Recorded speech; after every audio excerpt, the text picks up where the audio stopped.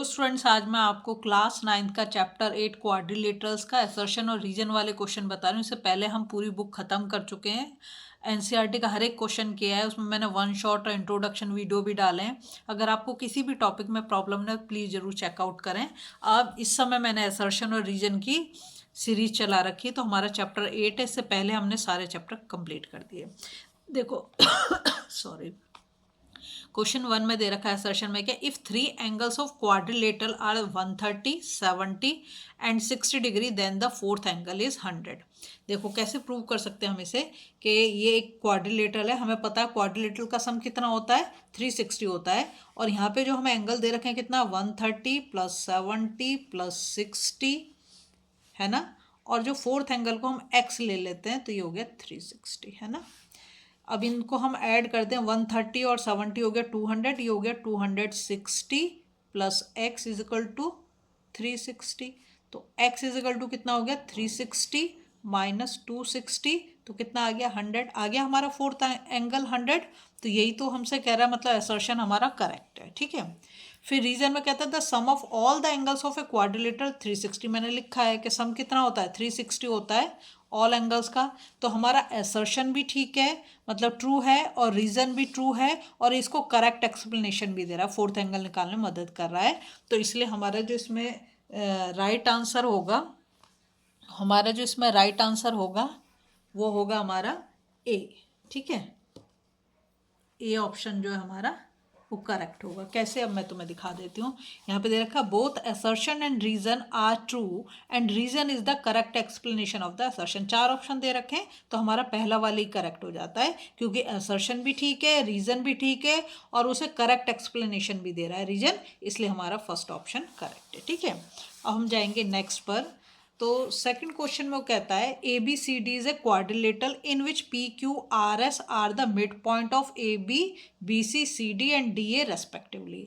उसने कहा कि ए बी सी डी ऐसे बना दिया हमने, ए बी सी डी एक क्वाड्रिलेटरल है। ठीक है, और ए बी उसने कहा है कि हाँ, पी, ए बी का तो हो गया पी, और बी सी का क्यू, और सी डी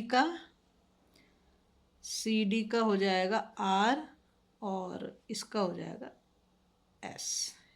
ठीक है, तो are mid point of this and this respectively P Q R S is a parallelogram. इसे बना के देख लो, पी क्यू आर एस बोल रहा है ना, पी क्यू आर एस, मतलब इससे इसको जोड़ दिया, इससे इसको जोड़ दिया, फिर इसको इसके साथ जोड़ देंगे हम। ठीक है, तो हम ट्राइंगल में पढ़ते ही हैं। ठीक है, तो ये वाला हमारा करेक्ट है बिल्कुल। फिर रीजन में देता है कि the line segment joining the mid point of any two sides of a triangle is parallel to the third side of the equal to the half of it. ये भी बिल्कुल सही है, ये हमने पढ़ा है किसमें, उसमें अपना ट्राइंगल वाली उसमें थ्योरम दे रखी है। ठीक है, तो हमारा असर्शन भी करेक्ट है और हमारा रीजन भी करेक्ट है, और इसको करेक्ट एक्सप्लेनेशन भी दे रहा है। तो इसमें हमारा फिर कौन सा आंसर हो जाएगा, both assertion and reason are true, दोनों ही ट्रू हैं, and reason is the correct explanation of the assertion, तो उसको करेक्ट एक्सप्लेन भी कर रहा है। तो हमारा ऑप्शन ए जो है वो हमारा करेक्ट हो जाएगा, तो हम यहाँ पर ऑप्शन ए को करेक्ट कर देंगे। ठीक है, अब इसके बाद आता है थर्ड वाला, असर्शन है in a rhombus A B C D the diagonal A C bisect angle A as well as angle C. ठीक है, रोम्बस बना रखा है ए बी सी डी, और उसका जो डायगोनल है, ऐसे समझो ये रोम्बस बना दिया हमने, ये हमने ऐसे रोम्बस बना दिया। ठीक है, तो वो करा A B C D, A B sorry B C D, cyclic order में लिखेंगे। The diagonal of A, the diagonal A C, इसको ज्वाइन कर दो, ये डायगोनल ए सी बन गया। बाइसेक्ट एंगल ए, इसको बाइसेक्ट करा, और एंगल सी को, ए को कर रहा तो सी को तो करेगा एज वेल एज सी। ठीक है, अब वो कहता है the diagonal of rhombus bisect each other at right angle. ये भी बिल्कुल सही है, ए असर्शन भी सही है, रीजन भी सही है, लेकिन जो है ये इसको करेक्ट एक्सप्लेनेशन नहीं दे रहा है, असर्शन का करेक्ट एक्सप्लेनेशन नहीं दे रहा है। दोनों अपने आप जगह में ठीक है, लेकिन वो करेक्ट एक्सप्लेनेशन नहीं दे रहा। तो अब देखें हम कौन सा आंसर होगा। पहला तो both assertion and reason are true, दोनों ट्रू हैं, and reason is a correct explanation, वो नहीं है, तो ए तो नहीं होगा। बी में दे रखा both assertion and reason are true, हाँ दोनों ट्रू हैं, but reason is not correct explanation of the assertion, तो हमारा बी वाला सही हो जाएगा क्योंकि करेक्ट एक्सप्लेनेशन नहीं दे रहा। तो इसमें हमारा बी ऑप्शन जो है वो हमारा सही हो जाएगा। ठीक है, तो हम जाएंगे नेक्स्ट क्वेश्चन पर। यहाँ पर दे रखा है question number 4, every parallelogram is a rectangle. उसमें एक ही शर्त होती है हमारी, क्या होती है पैरेललोग्राम में, कि वो रेक्टेंगल होगा कि नहीं होगा, क्या 90 डिग्री एंगल होना चाहिए, तब हम उसको बोल सकते हैं। ठीक है, अब इसमें रीजन हमें क्या दे रखा है, रीजन दे रखा है the angle bisector of a parallelogram form a rectangle. क्या बोल रहा है, angle bisector of parallelogram form a rectangle, कि अगर हम उसका बाइसेक्टर बनाएं तो वो जो है क्या angle bisector of parallelogram form है, तो रेक्टेंगल बनना चाहिए। अब इधर तुम देखो, मैंने जैसे कि इसमें बोला कि इसका जो असर्शन है वो तो फॉल्स है, every parallelogram is a rectangle, ऐसा नहीं है, ये ट्रू नहीं है। ठीक है, तो फॉल्स हो गया। रीजन जो दे रहा है, रीजन वो हमें करेक्ट दे रहा है। ठीक है, तो अब इसमें देखो कौन सा ऑप्शन होगा, both assertion and reason are true, तो दोनों ट्रू नहीं है, तो ये तो नहीं होगा। Both assertion and reason are true, नहीं होगा क्योंकि दोनों हमारे ट्रू नहीं है। असर्शन इज ट्रू, असर्शन हमारा फॉल्स है, ये भी नहीं होगा। Assertion is false and reason is true, तो ये हमारा डी वाला ऑप्शन जो है बिल्कुल करेक्ट है। ठीक है, नेक्स्ट हम जाएंगे क्वेश्चन नंबर 5 पर। वो कहता था diagonal of parallelogram bisect each other. Diagonal parallelogram जो कई तरीके के होते हैं, और सारे सबके सब जो वो होते हैं उसके क्या कहना चाहिए, वो आपस में मतलब बाइसेक्ट नहीं करते, तो ये तो हमारा ट्रू नहीं है। ठीक है, असर्शन हमारा क्या हो गया, फॉल्स हो गया। रीजन में दे रखा है if the diagonal of a parallelogram are equal, if diagonal of parallelogram are equal and intersect at right angle then the parallelogram is square, ये हमारा ट्रू है, रीजन हमारा ट्रू है। ठीक है, तो अब देखते हैं इसमें से कौन सा होगा। पहला दे रखा है both assertion and reason are true, वो तो है नहीं हमारे, both assertion and reason are true नहीं है। फिर सी में बोलता है असर्शन इज ट्रू, असर्शन हमारा फॉल्स है, assertion is false and reason is true, ये सही है डी वाला, तो इसलिए हम इसमें डी ऑप्शन को करेक्ट कर देंगे। ठीक है, नेक्स्ट आता है diagonal of a rectangle are equal.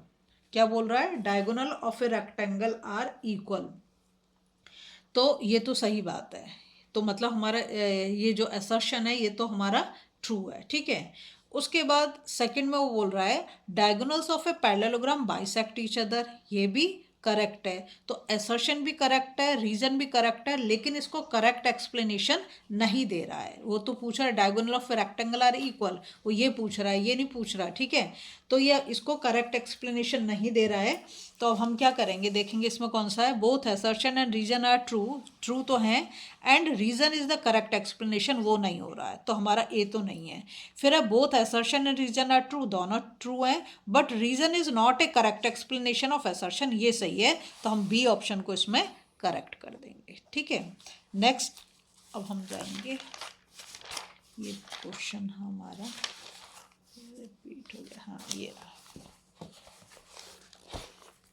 देखो यहाँ दे रखा है ऑल एंगल्स, यहाँ पे दे रखा है all angles of a quadrilateral can be acute angle, तो असर्शन ही हमारा रॉन्ग है। कैसे होगा बताओ, अभी मैंने सबसे पहले वाले क्वेश्चन में आपको बताया था कि अगर हम सारे एंगल का सम करें, मतलब एक क्वाड्रिलेटरल, ये सपोज करो मैंने एक क्वाड्रिलेटरल बनाया ए बी सी डी, तो क्या होता है angle A plus angle B plus angle C plus angle D is equal to कितना 360 डिग्री होता है। अगर सारे एंगल एक्यूट है तो मतलब सबके सब 90 डिग्री से कम है, और 90 डिग्री अगर मैं 90 डिग्री से कम लूँ सारे, तो 360 कभी भी पॉसिबल होगा ही नहीं, तो असर्शन तो हमारा इसमें हो गया रॉन्ग। ठीक है, असर्शन हमारा रॉन्ग हो गया, क्यों कह रहा है all angles of a quadrilateral can be. देखो यहाँ पर ये तो मैंने प्रूव कर दिया यहाँ पर कि चारों एंगल का सम 360 होना चाहिए, तो एक्यूट एंगल तो हो नहीं सकते। ठीक है, ऑल एंगल्स एक्यूट एंगल नहीं होते, क्योंकि एक्यूट एंगल क्या होता है, more than 0 degree and less than 90 degree, तो ये असर्शन तो हमारा फॉल्स हो जाता है। रीजन में दे रखा sum of all angles of a quadrilateral 360, ये हमारा ट्रू है। तो अब हम देखते हैं इसमें हमारा कौन सा जाएगा। देखो पहले में दे रखा both assertion and reason are true, दोनों तो हमारे ट्रू नहीं है, तो ये तो नहीं हो सकता। Both assertion and reason are true but reason is not correct explanation of the assertion, तो ये भी नहीं हो सकता क्योंकि हमारे दोनों ट्रू है ही नहीं। यहाँ दे रखा असर्शन इज ट्रू, तो हमारा तो असर्शन फॉल है, तो ये भी नहीं होगा।